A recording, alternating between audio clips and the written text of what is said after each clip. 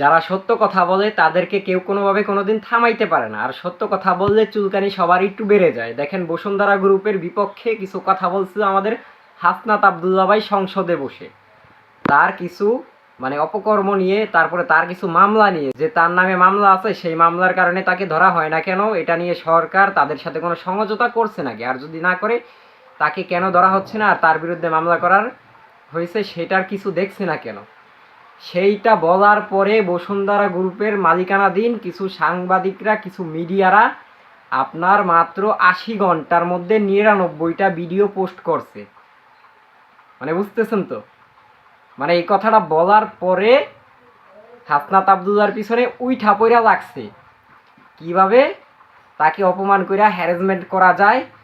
অনেক অনেক চেষ্টা চালাইতেছে, অনেক চেষ্টা করতেছে।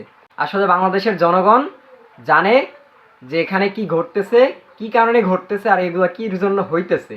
যার কারণে মিডিয়ারা যেভাবে প্রচার করতেছে বসুন্ধরা গ্রুপের পক্ষ হইয়া হাসনাত আবদুল্লার বিপক্ষে, ঠিক সেমভাবে বাংলাদেশের জনগণরা, বাংলাদেশের কন্টেন্ট ক্রিয়েটররা তারা নিজেরাই নিজেদের ইচ্ছায় হাসনাত আবদুল্লার ভালো ভালো দিকগুলো, ভালো ভালো কথাগুলো তুলে ধরতেছে। বিষয়টা বুঝতে পারছেন তো? হাসনাত আবদুল্লাহ ভাইয়ের নিজের কোনো ক্রেডিট নিজে নিতেছে না, বাংলাদেশের যত কন্টেন্ট ক্রিয়েটররা আছে, সাধারণ পাবলিকরা আছে, তারাই দিয়ে দিচ্ছে। তাই আপনারা বুঝতেছেন যে আপনারা কার পিছনে লাগছেন। যেখানে বাংলাদেশের জনগণ তার পক্ষে, সেখানে আপনারা সাধারণ কিছু হলুদ সাংবাদিক তার পিছনে লেগে তার কোনো কিছু করতে পারবেন না। আপনাদের কথা যে কি বলবো, ওনাদের কাজকর্ম দেখলে হাসি পায়। ওনারা যে কাজকর্ম করে বাংলাদেশের সাধারণ পাবলিক জানে এবং বুঝতে পারে যে এরা যা করতেছে নিজেরা বাঁচার জন্য করতেছে, সব অভিনয় করতেছে।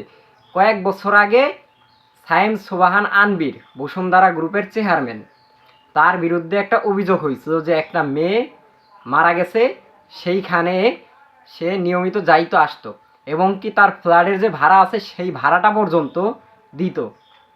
সেটা নিয়েও মামলা হয়েছে, সেটা নিয়ে কোনো কথা পরবর্তীতে দেখি নাই। তার বুঝতেছেন তো, বাংলাদেশের মিডিয়া যেভাবে প্রচার করছে রাতারাতি, আবার রাতারাতি তেমন সব কিছু ঠান্ডা হয়ে গেছে। কারণ ওই যে টাকা, আর সে একজন বাংলাদেশের মধ্যে শিল্পপতি ব্যক্তি, তার বিরুদ্ধে কথা বলবে কারা? সরকারও তো কথা বলতে পারবে না। তার বিরুদ্ধে কথা বলতে গেলে তো অনেক হিসাব নিকাশ করা লাগবে। কিন্তু হাসনাত আবদুল্লাহ ভাইয়ের তার বিপক্ষে কথা বলতে হইলে একবারও ভাবার দরকার নাই, কারণ বাংলাদেশের সাধারণ জনগণ তার পক্ষে আছে।